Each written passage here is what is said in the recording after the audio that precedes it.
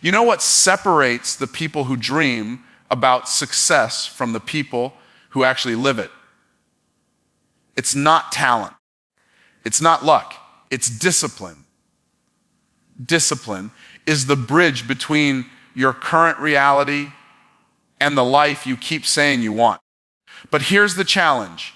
Most of us wait until we feel like it before we do the thing. And let me tell you something. If you wait until you feel like it, you'll never do it. Discipline isn't about waiting for motivation. Discipline is about creating motion when motivation is nowhere to be found. Success is not something you buy once and keep forever. Success is rented, and discipline is the rent you pay every single day.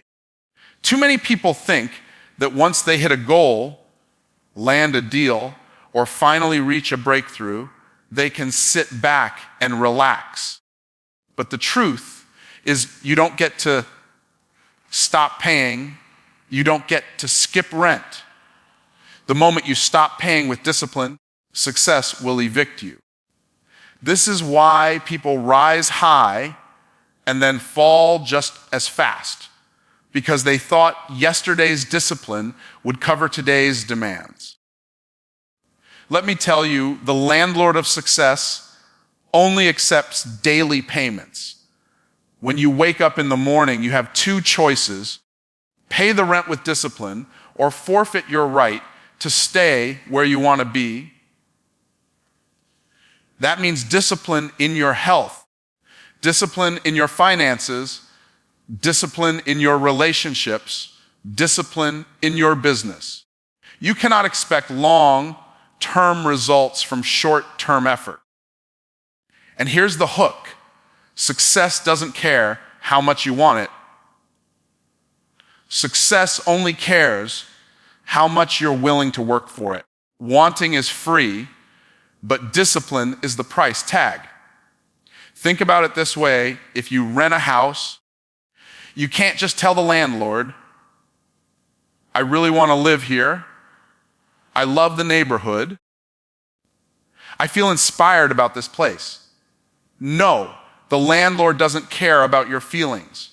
He only cares about the rent. That's how success operates. You can cry about how tired you are. You can complain about how hard it is. You can talk about how long it's taking. But the only question success is asking is this: did you pay today's rent? If the answer is no, then don't be surprised when doors close, opportunities vanish, and momentum disappears. The beauty of discipline is that the rent isn't outrageous. Success doesn't ask you to move a mountain in one day. It asks you to show up, do the work, and stay consistent. The rent is paid in small, daily deposits: waking up earlier, making the call, writing the plan, studying the skill, practicing the craft. Individually, these acts may feel insignificant, but compounded over time, they build a fortress that nobody can knock down. The rent is not expensive, but the cost of not paying it is devastating. Here's the truth many people don't want to hear: success is never sold, it's leased. Every great athlete, every wealthy entrepreneur, every influential leader is on a lease agreement with success. That's why they keep training, keep learning, keep grinding. They know yesterday's payment doesn't roll over. They know they can't live on yesterday's workout, yesterday's sales call, yesterday's discipline. Success respects one thing and one thing only: consistency. And if you're thinking, but forcing myself to stay disciplined is hard, remember this: so is failing. So is regret. So is mediocrity. You are going to pay a price no matter what. The difference is that discipline costs pennies. compared to the fortune that regret will steal from you. You will either pay in discipline today or pay in disappointment tomorrow. But you cannot escape the payment. So the real question is, how bad do you want to stay in the house of success? If you want the view, if you want the freedom, if you want the security, then pay the rent. Don't wait. Don't negotiate. Don't excuse yourself out of it. Pay the rent with action. Pay it with commitment. Pay it with focus. Because success doesn't take IOUs. It only takes discipline, and rent is due every day. One of the biggest traps that holds people back from greatness is the belief that discipline depends on feelings. We live in a world where people say, I'll do it when I feel ready. I'll take action when I feel motivated. I'll start when I feel inspired. But let me give you a wake-up call. Feelings are the weakest decision makers you could ever have. Feelings are fickle. Feelings are inconsistent. Feelings change with the weather. If you allow feelings to run your life, you'll never experience consistent success, because success is built on decisions and discipline, not emotions. Here's the hook. Your feelings don't get a vote when it comes to your future. They can scream, they can complain, they can beg you to stay comfortable, but they don't have authority unless you hand it over. The moment you decide that your standards are higher than your emotions, you begin to take control of your destiny. Discipline means saying, I may not feel like it, but I'm going to do it anyway because my commitment matters more than my comfort. That's the shift that separates leaders from followers, winners from quitters, and achievers from dreamers. Think about this. If a pilot only flew the plane when he felt like it, nobody would ever reach their destination. If a surgeon only operated when she felt motivated, lives would be lost. If parents only showed up for their children when they were in the mood, families would fall apart. Discipline is doing what's required regardless of how you feel, because you know the mission is bigger than the mood. And when you live that way, you discover a power inside of you that emotions can never give you. The truth is, your feelings are not the enemy. They're just unreliable. They can be acknowledged, but they should never be obeyed. The problem is most people let their feelings become dictators instead of advisors. Discipline is about reversing that order. You listen to your vision, you follow your commitments, and you let feelings tag along but never lead. Because the future you want doesn't care if you were tired or if you didn't feel like it or if you were scared. The future only cares if you did the work. Here's another hook to lock in your mind. Your feelings are temporary, but your results are permanent. That workout you didn't feel like doing, missing it will leave a permanent gap in your progress. That business call you didn't feel like making, skipping it could mean missing an opportunity that never comes back. That skill you didn't feel like practicing, avoiding it could set you back years. Feelings disappear, but the consequences of bowing down to feelings can last a lifetime. And here's the paradox: the more you act in spite of your feelings, the more your feelings begin to align with your actions. When you force yourself to wake up early even when you're tired, soon your body adapts and your feelings catch up. When you force yourself to take action in business, even when you're nervous, soon your confidence grows and fear loses its grip. Feelings eventually follow discipline, but discipline must always go first. So the next time you hear that inner voice say, I don't feel like it, remind yourself that feelings don't get a vote. Remind yourself that your goals don't care, your dreams don't care, your future doesn't care. Only your discipline counts. Only your consistency matters. And if you can silence your feelings long enough to let discipline lead, you'll build a life that feelings alone could never create. The most powerful transformation discipline brings is not just in what you achieve, but in who you become. Success is not only about reaching goals, it's about reshaping identity.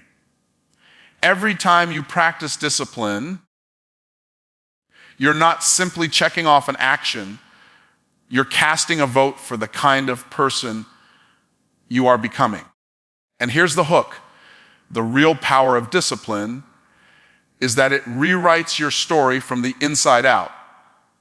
You stop saying, I'm trying to be disciplined, and you start saying, I am disciplined. That shift changes everything. Think about how most people see themselves. They say things like, I'm not consistent, I always quit, I'm not built for this. And because they believe that identity, they live it out day after day. But every act of discipline is a hammer that chips away at that old identity and builds a new one. When you force yourself to follow through, even in the small things, you're proving to yourself that you're not who you used to be. You're becoming someone who keeps promises to yourself. And that identity is priceless. Here's the truth. Your identity always drives your behavior. If you believe you're lazy, you'll act lazy. If you believe you're inconsistent, you'll make inconsistent choices. But when you begin to see yourself as disciplined, as committed, as someone who shows up no matter what, your actions will rise to meet that belief. The hook is this discipline is not about forcing yourself forever. It's about forcing yourself long enough to believe a new identity. And once you believe it, the discipline becomes natural. Look at how this plays out in real life. A person who never exercised before forces themselves to show up at the gym for a week, then a month, then 3 months. At first it feels unnatural, forced, uncomfortable. But after a while, they begin to see themselves differently. They no longer say, I'm trying to get in shape. They start saying, I'm a person who works out. That's identity. And now, working out isn't just an activity, it's who they are. The same applies to business, finances, relationships, or spiritual growth. Discipline turns actions into habits and habits into identity. Here's another hook. Success is not something you chase. It's something you attract by the person you become. And who you become is shaped by what you repeatedly do. Discipline is the molding process that shapes your identity into someone success cannot ignore. If you want wealth, discipline turns you into the kind of person who manages money wisely, invests consistently, and multiplies resources. If you want influence, discipline turns you into the kind of person who studies, prepares, and delivers value over and over until others can't help but listen. And let me make this clear. Identity is not built in grand gestures. It's built in small daily decisions. Waking up on time, finishing what you start, doing the hard thing first. These are bricks you lay every day. And before long, they build a foundation of identity that nothing can shake. The greatest freedom you'll ever experience comes when you no longer fight with yourself over what to do, because your identity already decides for you. A disciplined person doesn't debate whether to follow through. They just do it because it's who they are. So if you feel stuck, if you feel like discipline is a constant battle, remind yourself that every choice is more than an action. It's a declaration of identity. Each time you choose discipline over comfort, you're voting for your future self. And eventually, those votes add up. And you wake up one day realizing you've become a completely different person. That's the gift of discipline. It doesn't just change what you achieve. It changes who you are. The secret most people overlook is that greatness is not built in massive leaps. It's built in tiny, consistent steps repeated over time. Everybody wants the big breakthrough, the overnight success, the dramatic transformation. But the truth is, success hides in the daily disciplines that seem too small to matter. The hook here is simple. What you do consistently in private will one day show up publicly as undeniable transformation. You don't have to do everything at once. You just have to do something long enough. Most people underestimate the power of small consistency because they can't see immediate results. They go to the gym for a week, and when the mirror doesn't change, they quit. They read one book on business, and when their income doesn't explode, they stop learning. They post a few times online, and when nobody notices, they give up. The problem isn't that their actions didn't work. The problem is they didn't keep going long enough to see the compounding effect.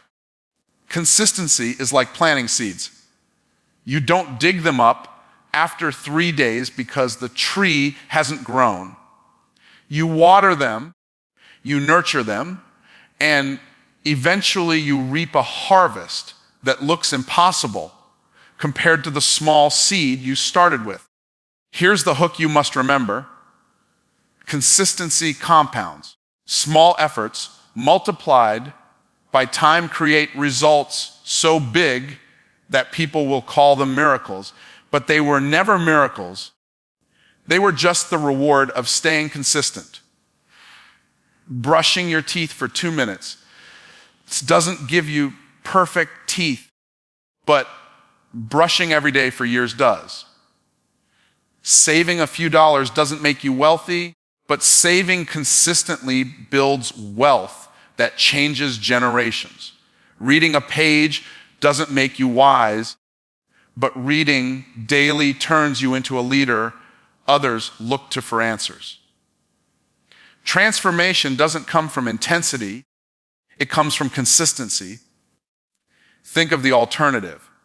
Inconsistency always resets your progress. Every time you stop and start again, you're paying the price of beginning from scratch. And that's why so many people feel stuck. They're not lacking ability, they're lacking consistency. They treat discipline like a sprint when it's actually a marathon. And here's the painful truth. Starting over again and again is far more exhausting than simply staying consistent in the first place. You don't need perfection, you need persistence. Consistency also builds trust, not just with others, but with yourself. Every small, consistent action is a promise kept, and every broken promise weakens your confidence. When you consistently follow through, even in little things, you prove to yourself that you can be trusted, and that confidence bleeds into every area of your life. People can sense it too. Customers, clients, friends, and family trust consistent people because they know what to expect. Consistency is the language of credibility. And here's another powerful hook. Consistency is boring to the undisciplined, but it's the breeding ground of extraordinary lives. The repetitions that seem dull today are the very things that create the dazzling results people will admire tomorrow. The athlete running laps at 5 a.m. isn't making headlines, but that unseen consistency builds the strength that wins championships. The entrepreneur studying market trends at midnight isn't being celebrated, but that quiet consistency produces the strategy that builds empires. Greatness is not glamorous in the process. It's consistent, sometimes dull, sometimes inconvenient, but always transformative. So if you've been waiting for big leaps to change your life, stop waiting and start moving with small, consistent steps. Remember this hook. The gap between where you are and where you want to be is not closed by occasional effort, but by consistent discipline. Keep watering the seed, keep showing up, keep stacking small wins.